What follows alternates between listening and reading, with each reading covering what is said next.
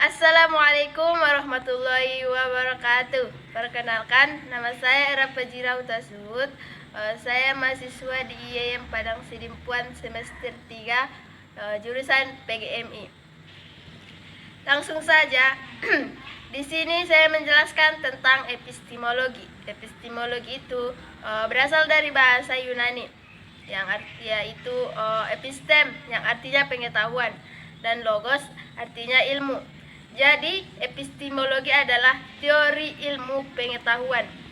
Secara epistemologi, pengetahuan berarti hasil mengetahui, sedangkan pengetahuan sebagai istilah adalah materi juga atau hanyalah merupakan akibat saja dari proses gerakan materi atau kebendaan dengan cara tertentu. Dan epistemologi juga dapat diartikan sebagai teori pengetahuan yang benar. Pengetahuan adalah suatu istilah yang dipergunakan untuk menentukan apabila seseorang mengetahui tentang sesuatu.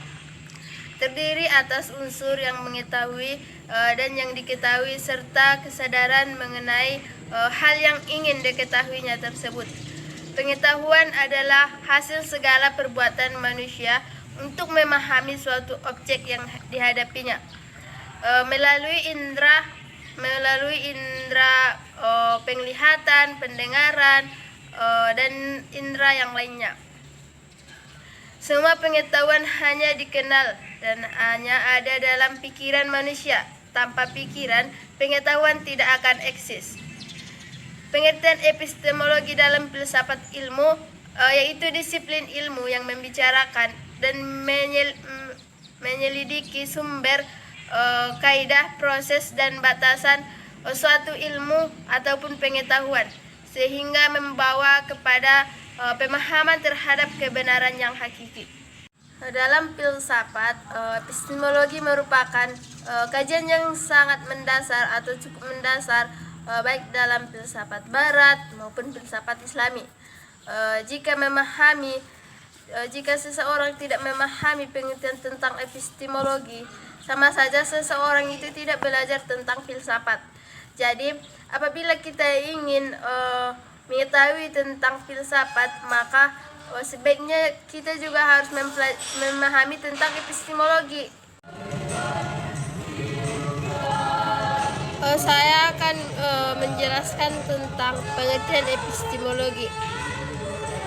Epistemologi selalu menjadi bahan yang sangat menarik untuk dikaji, karena disinilah dasar-dasar pengetahuan maupun teori pengetahuan yang diperoleh manusia menjadi bahan pijakan. Konsep-konsep ilmu pengetahuan yang berkembang pesat dewasa ini beserta aspek-aspek praktis yang ditimbulkan dalam bisa dilacak dari struktur pengetahuan yang membentuknya. Dari epistemologi juga filsafat dalam hal ini yaitu filsafat modern terpecah berbagai aliran yang cukup banyak seperti rasionalisme. Dari epistemologi juga filsafat dalam hal ini yaitu filsafat modern terpecah berbagai aliran yang cukup banyak seperti rasionalisme, pragmatisme, positivisme, maupun eksistensialisme. Selanjutnya saya akan menjelaskan pengertian epistemologi secara etimologi. Secara etimologi, epistemologi merupakan gabungan dari dua kata dari bahasa Yunani, yaitu yang pertama yaitu epistem dan logos. Epistem artinya pengetahuan, sedangkan logos artinya ilmu. Jadi epistemologi ialah pengetahuan tentang ilmu. Webster di International Dictionary mengartikan epistemologi sebagai the study of methods on ground of knowledge, specialist, with reference to its limit and validity. Paul Edward dalam The Encyclopedia of Philosophy menjelaskan bahwa epistemologi adalah the theory of knowledge. Epistemologi disebut juga sebagai logika, yaitu ilmu tentang pikiran. Akan tetapi logika dibedakan menjadi dua, yaitu logika minor dan logika mayor. Logika minor mempelajari struktur berpikir dan dalil-dalilnya, seperti silogisme. Logika mayor mempelajari hal pengetahuan, kebenaran, dan kepastian yang sama dengan lingkup epistemologi. Gerakan epistemologi di Yunani dahulu dipimpin antara lain oleh kelompok yang disebut sebagai Sophis, yaitu orang yang secara sadar mempermasalahkan segala sesuatu. Dan kelompok Sophis adalah kelompok yang paling bertanggung jawab atas keraguan itu. Oleh karena itu, epistemologi juga dikaitkan, bahkan disamakan dengan sesuatu disiplin yang disebut kritikal, yaitu pengetahuan sistematik mengenai kriteria dan patokan untuk menentukan pengetahuan yang benar dan yang tidak benar. Kritikal berasal dari kata Yunani, yaitu krimoni, yang artinya mengadili, memutuskan, dan menetapkan. Mengadili pengetahuan yang benar dan yang tidak benar memang agak dekat dengan epistem sebagai sesuatu tindakan kognitif intelektual untuk mendudukkan sesuatu pada tempatnya. Pengetahuan adalah fakta, kebenaran, atau informasi yang diperoleh melalui pengalaman atau pembelajaran yang disebut sebagai posteriori atau melalui introspeksi atau yang disebut sebagai priori. Pengetahuan adalah informasi yang diketahui atau disadari oleh seseorang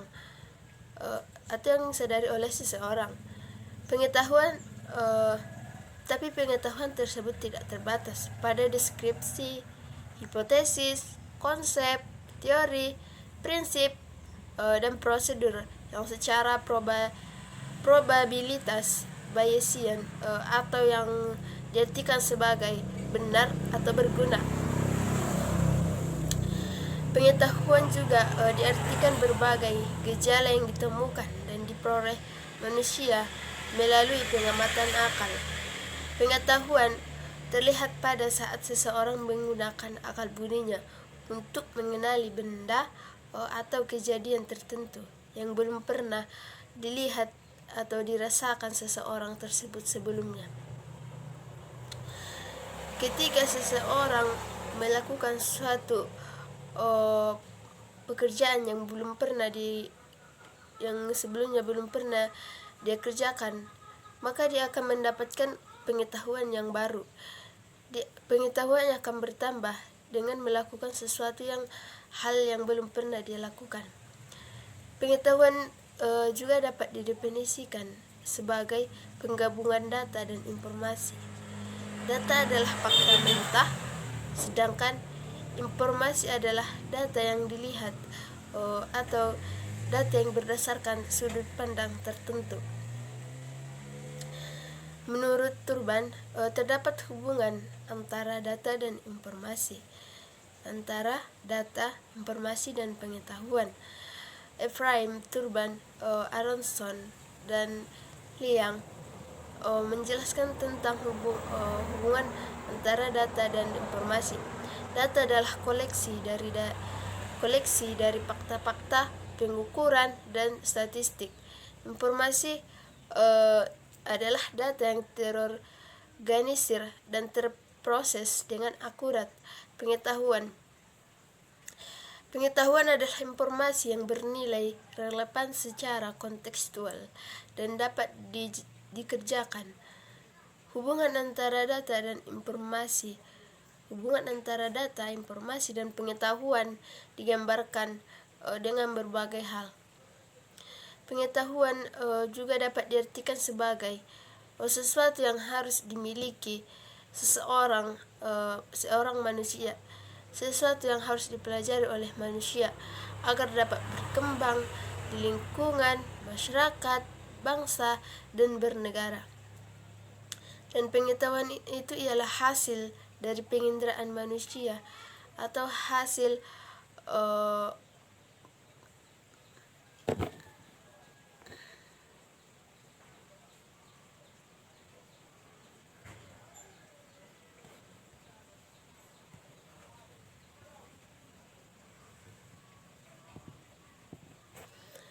pengetahuan itu adalah hasil penginderaan manusia atau hasil tahu seseorang terhadap objek melalui indera yang dimilikinya seperti mata, hidung, telinga, dan sebagainya. Pengetahuan tersebut bisa dikembangkan dengan seiring berjalannya waktu yang disesuaikan dengan pengalaman yang membuat hubungan antara situasi dan peristiwa yang baru secara kontekstual. Selanjutnya yaitu epistemologi adalah cabang dari filsafat yang berkaitan dengan teori pengetahuan. Epistemologi mempelajari tentang hakikat dari pengetahuan, justifikasi, dan rasionalitas keyakinan. Banyak perdebatan dalam epistemologi berpusat pada 4 bidang. Yang pertama yaitu filsafat. Pengertian epistemologi atau teori pengetahuan ialah cabang filsafat yang berurusan dengan hakikat dan lingkup pengetahuan, pengandaian, dan dasar-dasarnya, serta pertanggungjawaban atas pernyataan mengenai pengetahuan yang dimilikinya. Yang kedua yaitu pendidikan. Pendidikan epistemologi pendidikan membahas tentang asal-usul atau sumber pendidikan, metode pengembangan pendidikan, unsur-unsur pendidikan, sasaran pendidikan, dan sebagainya. Sedangkan aksiologi pendidikan mengkaji tentang nilai guna dari pendidikan tersebut. Selanjutnya yaitu yang ketiga, pengetahuan. Pengetahuan secara umum, epistemologi adalah suatu disiplin ilmu yang membicarakan dan menyelidiki sumber, kaidah, proses, dan batasan suatu ilmu ataupun pengetahuan sehingga membawa kepada pemahaman terhadap kebenaran yang hakiki.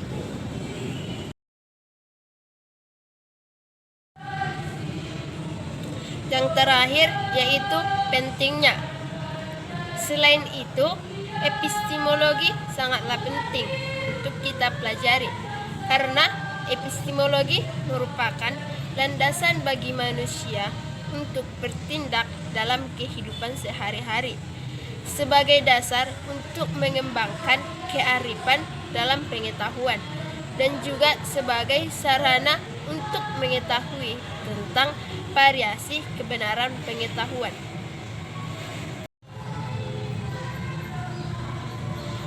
Selanjutnya yaitu jika diperhatikan batasan-batasan di atas, nampak jelas bahwa hal-hal yang hendak diselesaikan epistemologi ialah tentang terjadinya pengetahuan, sumber pengetahuan, asal mula pengetahuan, validitas pengetahuan, dan kebenaran pengetahuan.